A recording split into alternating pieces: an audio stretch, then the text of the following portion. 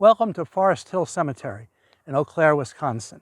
I'm Bob Gough, retired history professor at the UW Eau Claire, and with me is Greg Kocken, who is the university archivist and the head of the Special Collections Department at McIntyre Library. Again, this summer, the Chippewa Valley Museum is sponsoring walking tours of Forest Hill. They'll be on the evenings of August the 3rd and August 17th, and registration is now open through the museum's webpage. And these tours will be in sections of the cemetery that we haven't gone through in previous summer tours.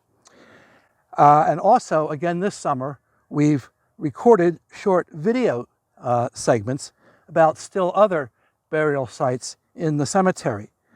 These video segments will be available through the museum's webpage, and similar videos from previous summers are available through YouTube.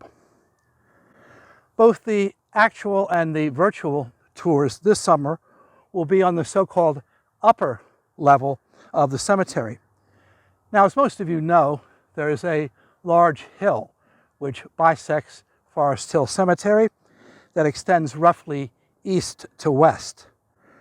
The wooded area at the crest of this hill gives the cemetery some of the character of the country cemetery or rural cemetery of the 19th century, some of the natural quality that was emphasized in these cemeteries.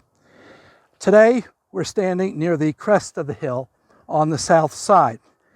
There's a very sharp wooded slope to my left, and at the bottom of this hill is the so-called lower section of the cemetery, which extends north to Hubish Avenue. On my right is a gentle slope which extends gradually down to Dodge Street. And these sorts of gentle slopes were more characteristic of American cemeteries towards the end of the 19th and the beginning of the 20th centuries, with less vegetation. Then the flat terrain became common in cemeteries in the 20th century, and that can be seen at the eastern end of Forest Hill on the lower section.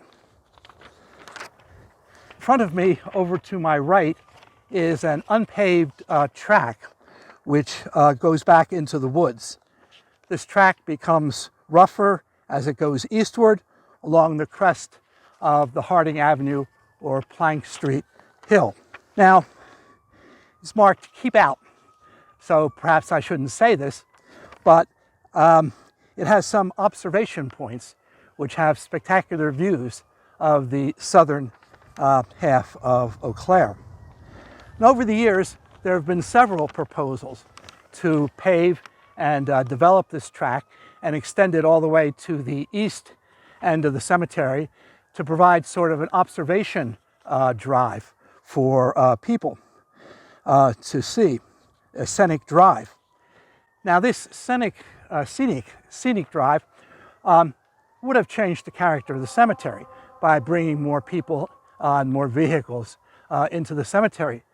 But at the same time, it would have been consistent with the ideas behind the country cemetery movement, which emphasized that the cemeteries were for the living as much as they were for the dead. And one of the ways in which the living people would benefit from the cemeteries would be using them as recreational spaces. And this can be seen most spectacularly at the eastern end of the track through the woods at the Seven Bumps Hill, which has been used for 100 years at least for skiing and sledding and winter sports activities. And the city is now planning to develop trails around that eastern end of the cemetery. The actual tour this summer will be in the area that's behind me in the upper section near the west end of the cemetery, around the top of the stairs that lead up from the lower section. The monuments here show many of the iconography iconographic features common to gravestones of the late 19th century. The virtual tour will be in front of me, where most of the monuments show the iconographic features of 20th century gravestones. Now, if you can't take the walking tour this summer, you can still learn about the cemetery by getting a copy of Rest in Nature, which Greg and I have written, and which is available through the Chippewa Valley Museum.